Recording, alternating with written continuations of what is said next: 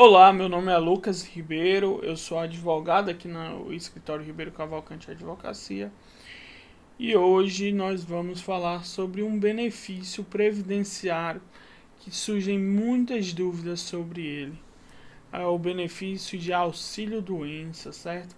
Nós vamos explicar quase tudo, na verdade a intenção é fazer um vídeo breve, mas explicando certas nuances importantes do benefício de auxílio-doença, certo? Basicamente, o auxílio doença, né, ou hoje, benefício por incapacidade temporária, ele é pago pelo INSS diante de uma incapacidade temporária. Se for uma incapacidade permanente, é a aposentadoria por invalidez, para os segurados que cumpriram a carência, certo? Nós vamos explicar todos esses termos bem direitinho, mais a fundo no vídeo, certo? Nós ainda estamos na introdução, mas basicamente é isso, não tem muito mistério auxílio-doença. Recentemente, como eu havia falado, ele sofreu uma alteração de nome. Na prática, pouco importa, tanto é que a Lei 8.213 traz o termo auxílio-doença, mas o INSS já trabalha com o nome benefício por incapacidade temporária. Na prática, isso não importa. O objetivo, na verdade, é desmistificar, porque muita gente pensa que o auxílio doença ele é devido por causa de uma doença, o que não é verdade. O auxílio doença é devido por uma incapacidade temporária. E veja, nem sempre, nem toda doença gera uma incapacidade. E aí, futuramente eu vou mostrar o exemplo da diabetes. Então veja, aqui o artigo 59 da Lei 8.213, basicamente que explica que o auxílio-doença é devido ao segurado, que havendo cumprido quando for o caso, ou seja, pode existir isenção de carência, certo? Algumas doenças, bom, cumprido o período de carência exigido nesta lei, ficar incapacitado, veja, não é ficar doente, ficar incapacitado para o seu trabalho ou para a sua atividade habitual por mais de 15 dias consecutivos. Antes dos 15 dias, quem paga é a empresa, certo? Depois do 16º dia em diante, é o INSS. Então, até o 15º dia é a empresa que paga, mas aí vai ter as exceções. As exceções são a empregada doméstica, o MEI, o contribuinte individual, certo? Eles não são empregados, né? Eles são autônomos. No caso, a empregada doméstica é empregada, mas se baseia que a família não tem condições de arcar com um serviço que não está sendo utilizado. Veja, mais uma vez aqui nós vamos destacar os requisitos para o auxílio-doença. São 3, simples: qualidade de segurado, carência, incapacidade temporária superior a 15 dias. Temporária por quê? Porque se for permanente, é a aposentadoria por invalidez. Tendo esses 3 requisitos, dá o auxílio-doença. Eventualmente, a carência ela pode ser isenta. Mas são casos que a lei determina, entende? Não é todo caso que vai conseguir a dispensa da carência. Qualidade de segurado é imprescindível, tem que ter. E a incapacidade temporária superior a 15 dias, né? Como já explicado, a incapacidade superior é necessária, mas a superioridade, o lapso temporal, dependendo do caso, ele não é exigido. Para ser segurado, a pessoa basicamente tem que pagar o INSS. Existem 3 classes de segurado. Nosso vídeo não tem intenção de aprofundar sobre isso, mas basicamente, quem tem carteira de trabalho assinada é um segurado obrigatório, isso é bom. Contribuinte individual, um Uber, por exemplo. Comerciante, quem tem sua própria empresa, é um contribuinte individual. Segurados facultativos, raramente se vê casos são voluntários, estudantes. Um beneficiário do BPC pode ser segurado facultativo, mas isso aí são as exceções das exceções. A grande maioria dos casos estão entre os segurados obrigatórios e contribuintes individuais, certo?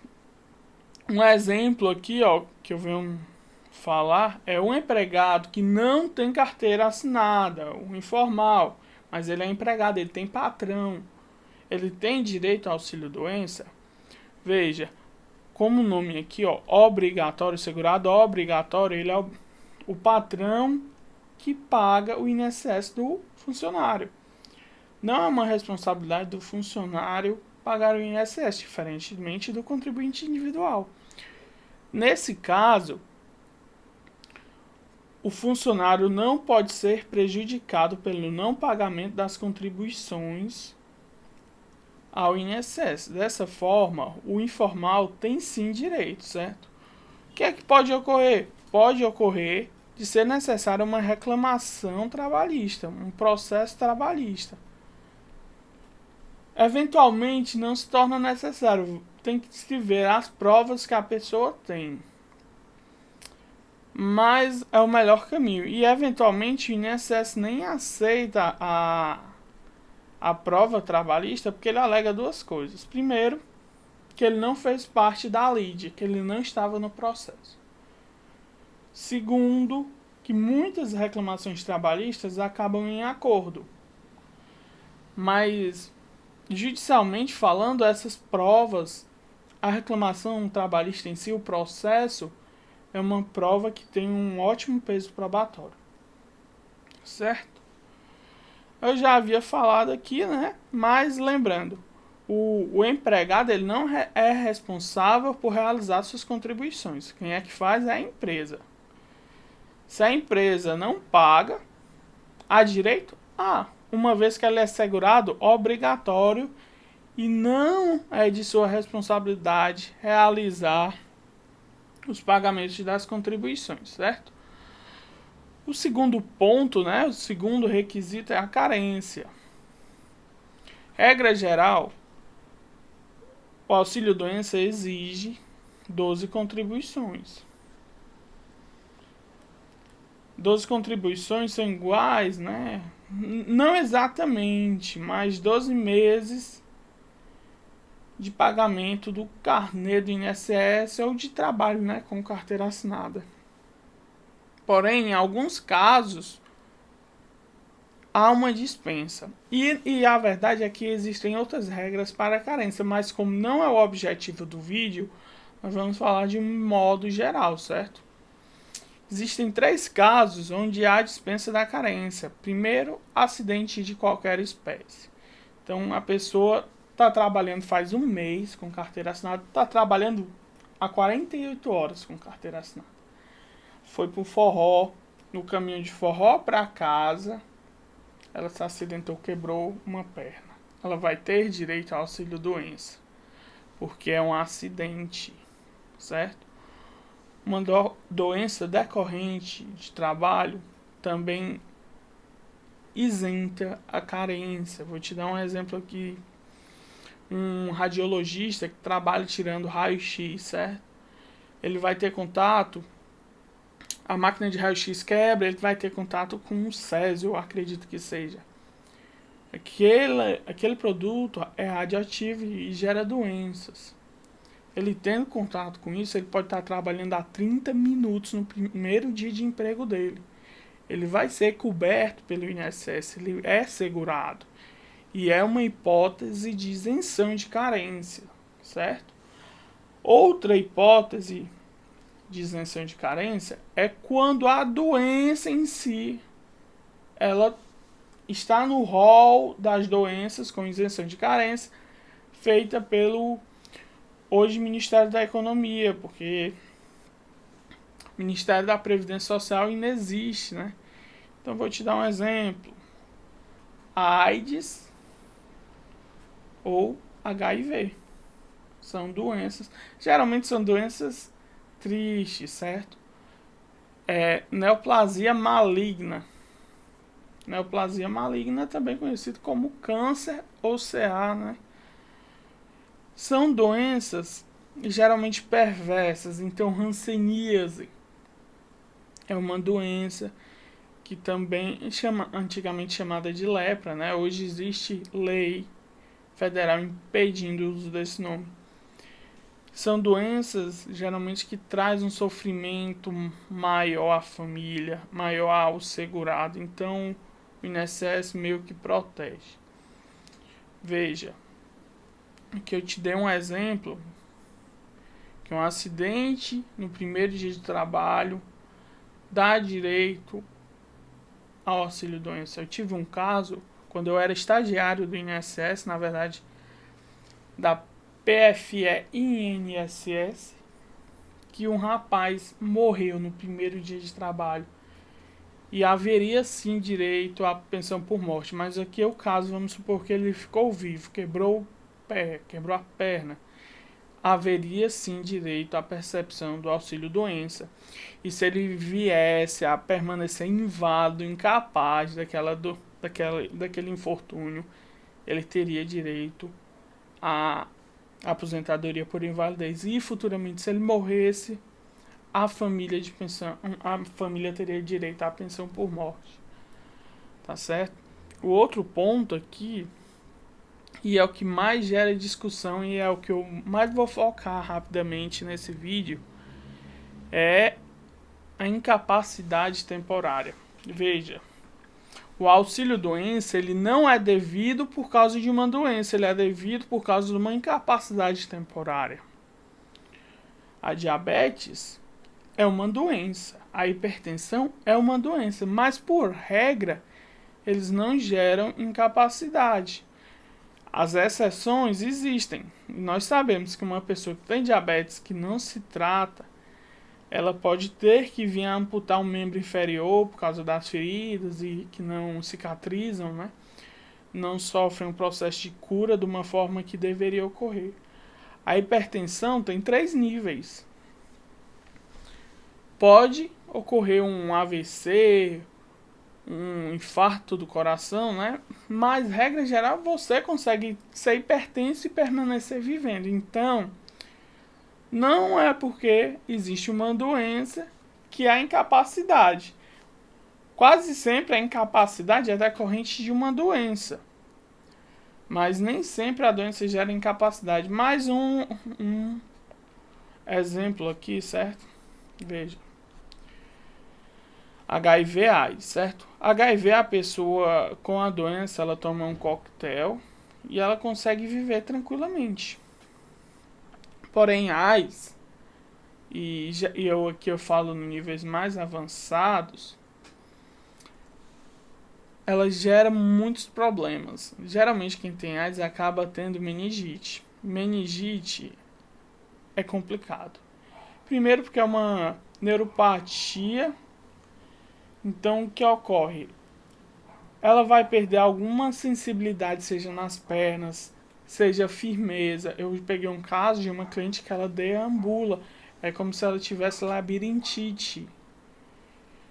Ela também perdeu um olho. Ficou cega de um olhinho. Assim, veja, o HIV, que muita gente confunde, que são coisas distintas, certo? Ele não gera o direito automático à aposentadoria ou ao auxílio-doença, nem a AIDS. Mas a AIDS, ela abre as portas para inúmeras doenças oportunistas. Então, não é a AIDS em si que vai gerar, mas sim esses fatos, essas inúmeras doenças oportunistas. Quem tem AIDS geralmente vai ter vários episódios de internação. O ideal é tomar o remédio, a medicação e seguir a vida. Mas, infelizmente, isso ocorre, né? Ainda sobre incapacidade temporária, a incapacidade temporária, ela é visualizada, ela é conferida diante de uma perícia médica. Essa perícia médica, ela foi dispensada durante a pandemia. E ela Nesse caso, na verdade, os benefícios eram concedidos por até 4 meses com valor máximo de um salário mínimo. Mas para isso tinham 4 requisitos: período de repouso, na verdade, período de incapacidade, a CID, que é o Código Internacional da Doença, a assinatura do médico com o carimbo, que mostra o número do CRM, e por fim que seja elegível. Nesse ano ainda está sendo autorizada, dispensa auxílio doença sem realização de perícia, mas em breve vai acabar, certo? A perícia médica, ela deve ser agendada no momento do benefício, do requerimento do benefício, seja ela agendada pelo 135, pelo meu INSS ou pela agência da Previdência Social. Uma vez realizada a perícia, marcada aliás, deve-se levar todos os documentos. Veja, leva tudo. É melhor pecar por excesso do que pecar por omissão, Não levar os documentos. Ocorrem muitos casos de benefícios que iam ser concedidos, mas principalmente nas perícias de renovação, viu? Nesses casos, é interessante levar todos os documentos, ou seja, exames, atestados, receita médica.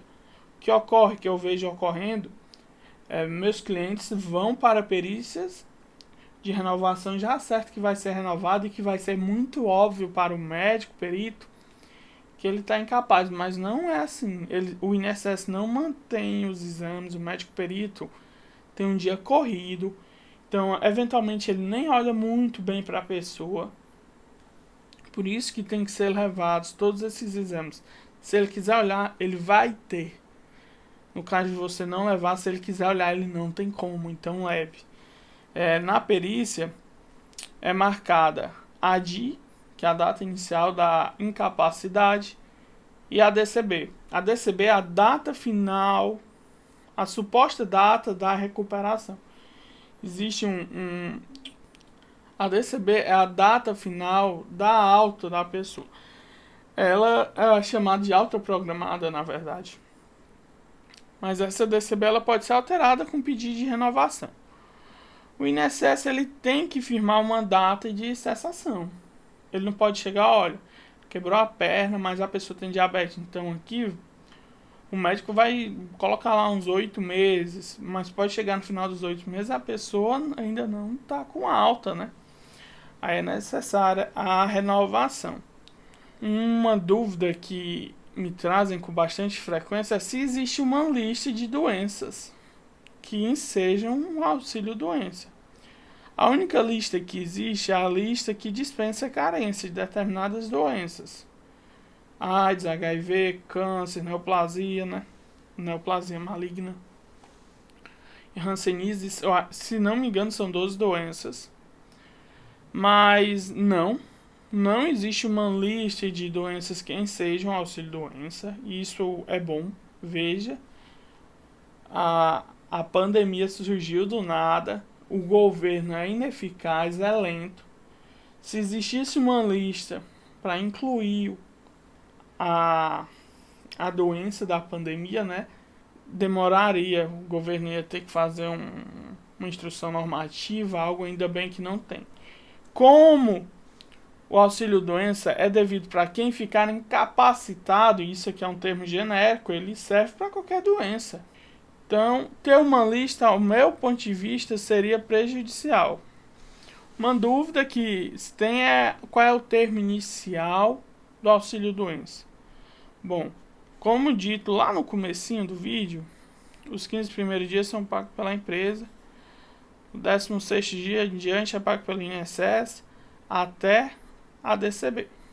Veja, esse é o caso do empregado. No caso da doméstica, é a partir do dia 1. Mas veja, o INSS é burocrático, é demorado. Por muitas vezes o patrão faz e paga até os 15 dias. Isso no geral não é um problema, mas pela regra o INSS tem que pagar desde o primeiro dia. Outros casos, e veja, Diferentemente da empresa, o primeiro dia é o dia da DER. Aqui é a data de entrada do requerimento, é o dia que a pessoa vai lá no INSS e pede. E isso serve para outros casos. O motoboy do iFood, da Rappi, ele é MEI. Da Log, o motoboy da Log também é MEI. Então, para ele receber o auxílio-doença, ele tem que pedir a partir da DER, da data de entrada do requerimento. Ou seja, sofreu um acidente, ficou incapaz, pede logo, não espera muito tempo não, porque o INSS até mesmo ele demora, certo? O segurado facultativo, que é aquele caso do estudante, do voluntário, até mesmo do beneficiário de um BPC, também entra pela regra de DIB na DER.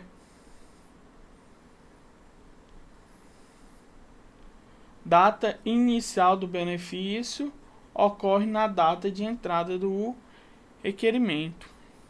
O valor do auxílio-doença, que também é uma dúvida, é 91% da média de contribuições. Isso significa o quê? Que se a pessoa recebe e paga o INSS com base em R$ 2.000, quando ela quebrar a perna, ela vai ter direito a receber 1.820. Não vai receber integral. Porém, se ela recebia R$ 2.000 no ano passado, em 2020, 2019, vamos colocar, e em 2020 ela mudou de emprego e começou a receber 2.500, ela sofrendo um acidente em dezembro de 2020, ela vai receber 1.500, porque há um limite legal. Então é 91% das médias de todas as contribuições, mas não superiores aos 12 últimos meses. Então vamos supor que toda a vida dela ela pagou R$ 2.000, mas em 2020 ela pagou 1.500. A média tem um limite, e o limite seria R$ 1.500. Vou pagar aqui para mostrar um tópico importante. Eventualmente, receber o auxílio-doença, apesar das perícias, é mais interessante que a aposentadoria por invalidez. O auxílio-doença tem sua média em 91% do salário de contribuição. A aposentadoria em invalidez, ela tem uma média inicial de 60%. Veja, no caso de 2000, aqui a pessoa ia receber 1.820, certo? No auxílio-doença. Mais uma aposentadoria, pessoa que paga R$ 2.000, certo? Mais uma aposentadoria, ela ia receber R$ 1.200. Por isso que receber o auxílio-doença, e é o que muitos advogados estão fazendo, eles lutam para não dar aposentadoria por invalidez aos seus clientes. E isso veio da reforma, gente. Isso aqui veio da emenda 103. Emenda constitucional 103. Então veja, desvantagem da aposentadoria por invalidez é o baixo salário, 60%. E aqui eu já explico. Se a média der menor que um salário mínimo, não se preocupe. Não existe benefício pago pela Previdência com valor inferior a um salário mínimo. Tanto que,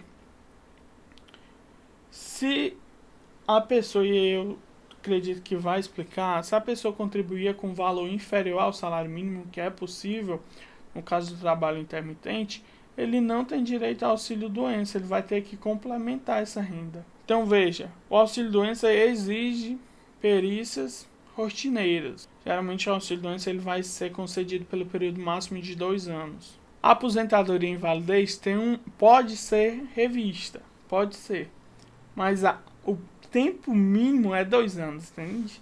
O tempo máximo do auxílio-doença é 2 anos e o tempo mínimo da aposentadoria por invalidez é de 2 em 2 anos. Mas realmente, compensa ficar recebendo auxílio-doença em vez da aposentadoria para invalidez na maioria dos casos.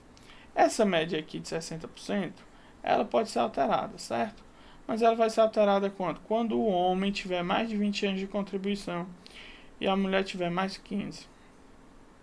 Para o homem receber 100% da média, ele vai ter que ter trabalhado 40 anos, contribuído. E a mulher 35. É um dos pontos mais perversos da emenda constitucional 105. Olá pessoal, vim fazer aqui, o Lucas do Futuro voltou para falar uma coisa. Esqueci de tocar num ponto da aposentadoria por invalidez. O 60% pago é quando é uma aposentadoria por invalidez previdenciária. Quando ela é relacionada a acidente de trabalho, ela paga 100% das médias.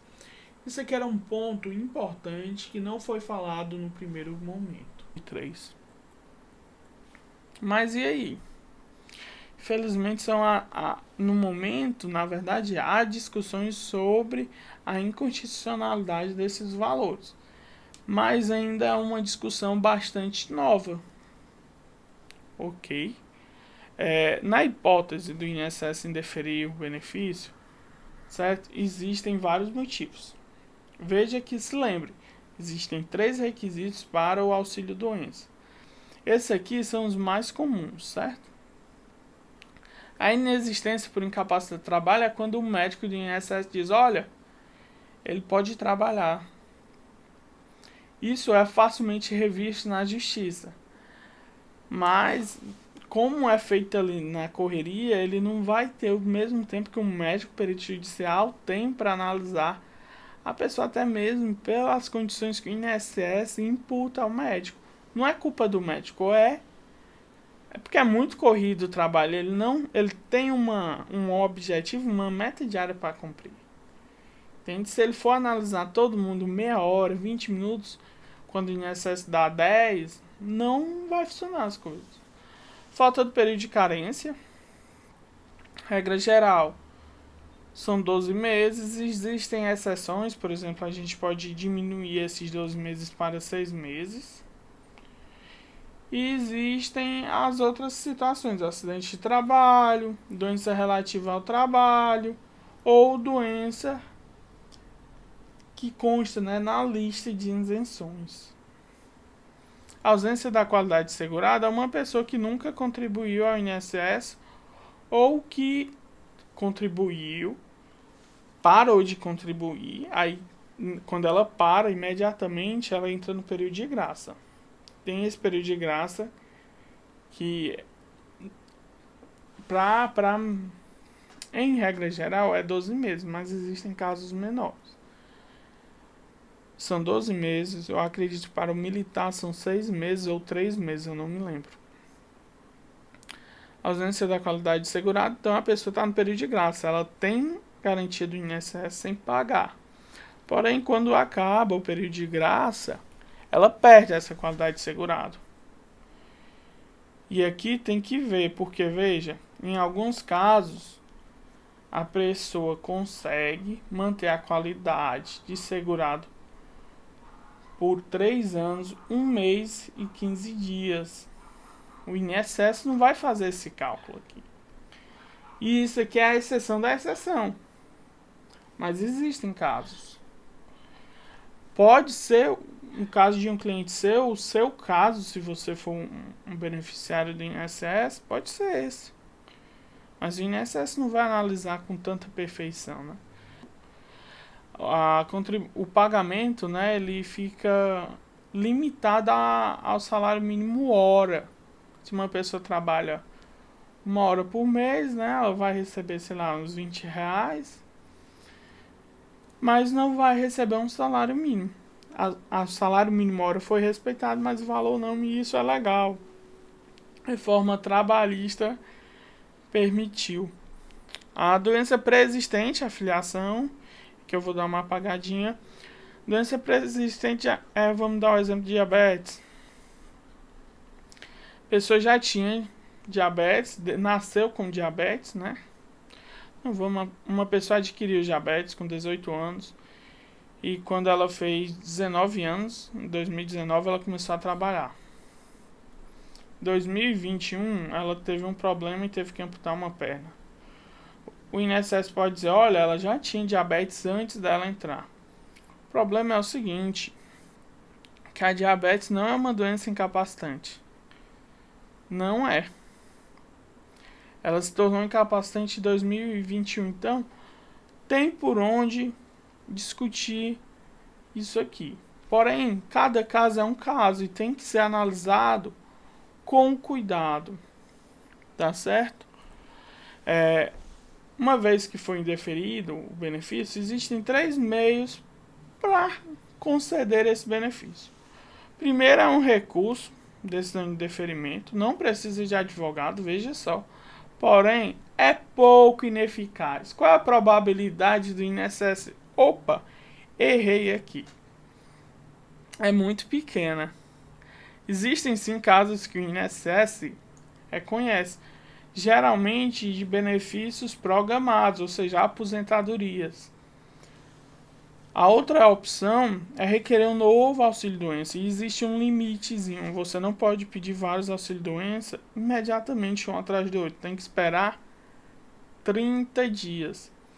Nesse caso, vai receber uma DER nova e não vai conseguir os atrasados desde o primeiro benefício. Eu acho, e como advogado, que a ação previdenciária é o melhor caminho. Veja só. Uma vez que os recursos hoje estão demorados, tem um cliente que fez recurso há 2 anos e veio me procurar recentemente. Não compensa esperar esses 2 anos quando na Justiça Federal aqui do estado do Ceará a média de um processo é entre 6 e 9 meses. Se ele tivesse já ajuizado, com certeza ele já estava recebendo esse benefício. Na Justiça Estadual é mais demorado. Pelo menos aqui no estado do Ceará, é óbvio que eles possuem menos infraestrutura. Mas na capital é mais rápido, então dura coisa de 2 anos, demora, né, um processo até a implantação do benefício. Então acredito que o ajuizamento, infelizmente, é a decisão que abrevia mais rapidamente até a implantação do benefício, certo? O processo judicial do INSS para doenças, geralmente isso é um processo sem audiência e isso permite que escritórios se especializem nessa área. Veja, um escritório de Fortaleza, é o meu caso, pode ajuizar uma ação de auxílio-doença em Curitiba, em Porto Alegre, porque o único fato que ocorre presencialmente é uma nova perícia médica por um médico que não seja do INSS. O médico não pode ser do INSS. É um médico geralmente de confiança do juiz. É um médico que fez uma prova e ele está no rol dos peritos da justiça. Então é um médico que ele vai olhar o seu caso. Ele pode lhe atender rápido, mas ele vai olhar os seus exames. Geralmente eles têm 30 dias após a perícia para entregar o laudo. E é o único momento que haverá uma atividade presencial. Eu já recomendo, desde, claro, levar todos os documentos. Eu sempre vou bater nessa tecla. Todos os documentos já devem constar no processo judicial. Mas a verdade é que leve. Ele quer olhar. Alguns vão olhar. E é importante você errar por excesso. Jamais por não fazer as coisas como deveriam ser feitas. Bom, nós chegamos, na verdade, ao final do vídeo. Acredito que tenha sido um vídeo rápido. Aqui está mostrando 36 minutos. Eu não acredito que eu falei tanto de um assunto que eu pretendia ser breve, certo? Qualquer dúvida, estão aqui os contatos do escritório. Esse telefone é o WhatsApp, mas você pode fazer a sua pergunta aqui nos comentários, que eu terei o prazer de respondê-los. O nosso Instagram, e aí eu gostaria que você seguisse é Ribeiro Cavalcante ADV. Lá eu sempre atualizo conteúdos bacanas sobre direito previdenciário. Seria uma honra ter você como um inscrito, seguidor lá, uma vez que esse contato é mais próximo no Instagram. Então seja isso, boa sorte na sua vida, boa sorte no seu processo, no seu auxílio doença, que ele seja deferido. Tchau, tchau.